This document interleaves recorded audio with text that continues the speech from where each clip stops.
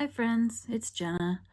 I thought today I'd do a getting ready with me kind of video while I catch you all up on everything that's been going on, which is a lot. First of all, yeah, I got bored with being a blonde, so I've been coloring my hair. I'm trying to get it to like a auburn type shade, and I think I'm getting there. I'm using overtoned, so you refresh it once a week, and I'm just trying to get everything like basically the same color. Easier said than done. All right, I'm gonna put my mascara on, so the glasses need to come off.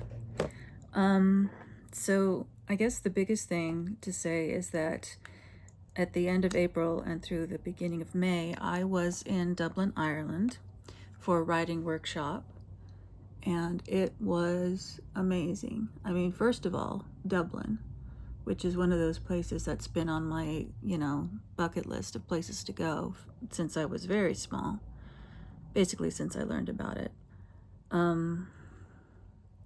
So yeah, I got to go and spend a week. We were in the area near Harcourt Street, if you know the city.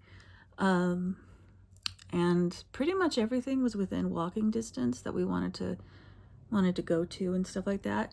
Now, I forget if I mentioned this, so I'll tell you again if I have.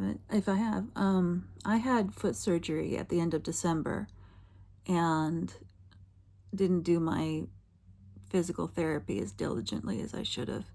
So my legs got a little atrophied while I was recovering, the muscles in my legs. And so walking was rather difficult for me, even though I did try through April to kind of exercise more and build up my strength and everything. Again, not so great at it, but I tried. And so I took a cane, which I have been using a bit, mainly in cases when I know I'm going to be walking a lot, just to help me keep my balance. And so yeah, with the help of the cane, I was able to do a lot of walking, but I couldn't keep up with the groups whenever we walked anywhere.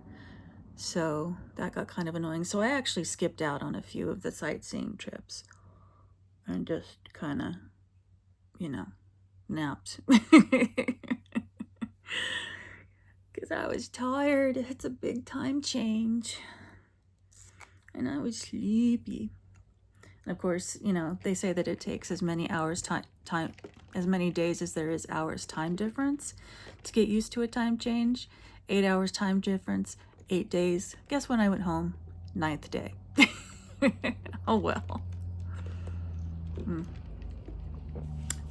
Cheap coffee, but it's coffee, so who cares? Anyway, yes, Dublin. So within walking distance was Grafton Street, which is going to play a big part in my current work in progress. It does play a big part in my current work in progress. So I have been there. I have walked down the street. I have looked at the stores. I have seen what's around it. And oh my gosh, you guys. Dublin is so beautiful. I know I didn't see a whole lot of it, but the part that I did see just made me so happy. I mean, the city even smells good, And kind of at the end of the walk down Grafton Street, there's a river, and I can't remember if it's the Shannon or the Luffy. I think it's the Shannon that goes through Dublin all the way. Anyway, so you could stand there and watch the water and watch the people. And yeah, people watching in Dublin is pretty choice. It's very good. So I don't wear a whole lot of makeup, so this is not going to be a long get ready with me. So anyway, then about the workshop. So how this one works is that they divide all of the writers that they accept into 3 different groups. So this one was 2 fiction and 1 memoir writing / nonfiction. And I was in one of the fiction classes, which was really great. People would find out who I was, and they, and which story I'd written, and they'd just be like, oh, I can't wait to talk to you about this. So it's just, oh yeah, okay, great. So yeah, my story went over well, and I think that made me happy. One of the things that I was worried about before I left, excuse me, my goodness, was that I wouldn't say anything during the workshops, because I do tend to be shy in groups, and especially people that I don't know, and I didn't know anybody at this. Oh well. That I wouldn't say anything, you know. But I talked a lot, as it turned out, and I think I was the only one who'd previously been published in the workshop, so, you know, there was that. And you just get to a point, or at least I got to a point, where I realized, yeah, I actually know what I'm talking about, because I've been keeping up with the publishing world, you know, since I was a teenager, which was in the 80s. So I've been reading Writer's Digest since I was 19, that sort of thing. So yeah, and sometimes people are kind of like, well, that's not the way I want to do it. And it's just like, honey, you're writing genre fiction. If you don't do the genre conventions, your readers are going to be very unhappy. So sometimes you just have to be firm with people, even if they don't want you to be firm with them. So anyway, but on the whole, the workshop was really cool, and I think we all learned a lot. And it was just fun to hang out with other writers for a week and just talk about writing and our lives and our plans and everything like that. So that is basically what I've been doing all spring. It's just been waiting for this to happen.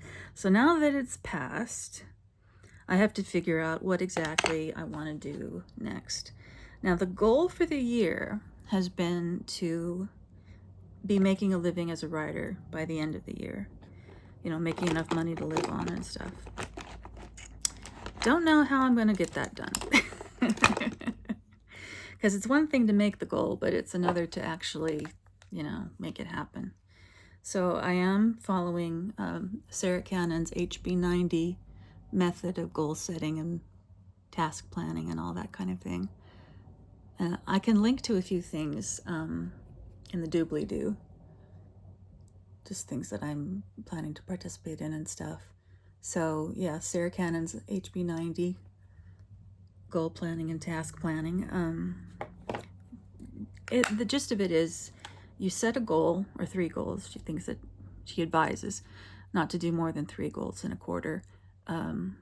Break the goals down into tasks, and then into projects, and then break the projects down into tasks, so that you have a solid, you have a solid thing to work from, so that, it's not just, well, someday I want to do this. It's just like, well, I want to do this by this date, and in order to do this goal, I need to do this project, and this project will support the goal by doing this, and the tasks that will complete the project are this, this, and this, and I will cross them off, one at a time, one every day, whatever kind of thing you work out. And in theory, and for many people in practice, it does actually get done.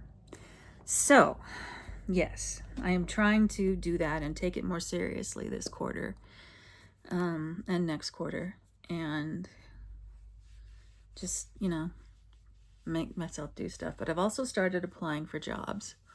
And this morning in Notion, or yesterday in Notion, I set up a job application log,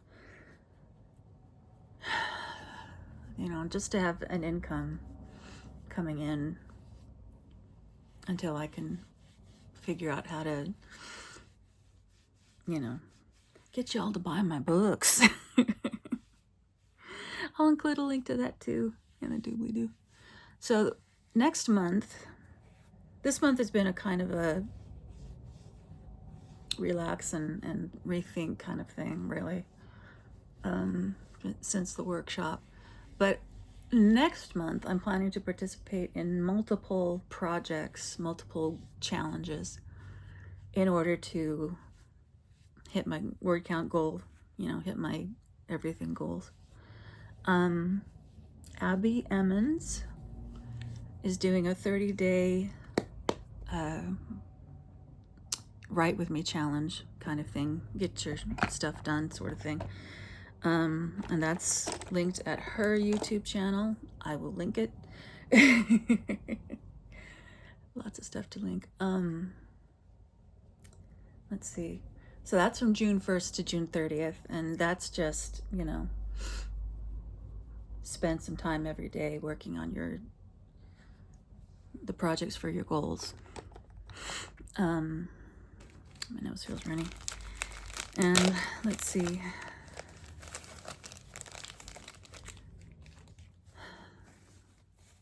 Let's see. And then Kate Kavanaugh, I believe, is doing a Prime weekend, the last weekend of May into June. So the 31st, the 1st, and the 2nd. At least last I looked at when she was planning to do it. I don't think she's changed, but you could probably confirm that at her channel. Again, I'll link it. Let's see. If you're part of Sarah Cannon's writing community, every first Saturday is Double Down Day, where the goal is to write double what you usually write in a day. I'm going to try and do that. Of course, it's hard to know what double is when I haven't actually written any new words in a few weeks, at least. Not a whole lot lately, just editing and futzing around with applications and stuff. Changing my writing platform once again from Scrivener to Ulysses, because I know a lot of people love Scrivener, but it's just not for me. There's just too many bells and whistles, and it's just Ulysses is a lot like Scrivener, only that it's a lot simpler as far as these things go. It doesn't have quite so many blanks to fill in, if you know what I mean. Let's see if I can get this to close. My makeup bag is very full. All right. And let's see. And then I'm doing something with Book Baby that'll last a week. And the enrollment for that is closed, I believe. So I'm not gonna link to that. And what else am I doing? It feels like there's a lot.